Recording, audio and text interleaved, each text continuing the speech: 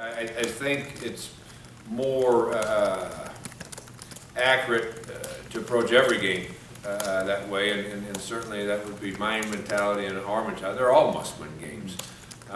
You got to get to 6 first if you're going to play in the postseason, and then go from there. Every single one of them counts in that regard. If you just establish single games as that way, I think you could really be in trouble if you end up on the wrong side of the scoreboard for the rest of your season.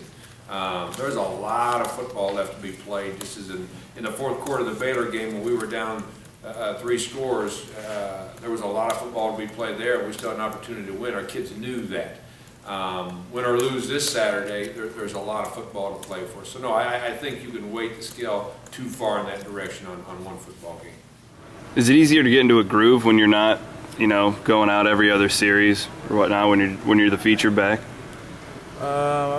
I say more touches makes me, better runner. I have to say it's good for rest time. Durant Hollis, Jeff Woody, bagging up me sometimes. So I have to say better rest time. But at one point, I always want to be on the field. Help the team win. It's a zone read play. The lineman did a good job of blocking. The receiver did a good job of cracking back on the safety. It was me and the cornerback. I seen green grass. I outran the defense. Well, it was really simple.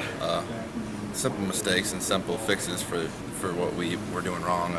It's stuff that we haven't done wrong all year, and I think that was just Baylor taking advantage of one of our weaknesses, and we saw that on film, and we know what we did wrong, and we'll get it fixed for this week because we're going to have to, because Missouri has the same kind of spread attack. Well, they have very explosive players, and they spread everybody out and just hit a seam up the middle, or in between 2 linebackers, stuff like that. They have such a great offensive coordinator that figures out the weaknesses in the defense, and he exploits them very well with the speed and athleticism of their players.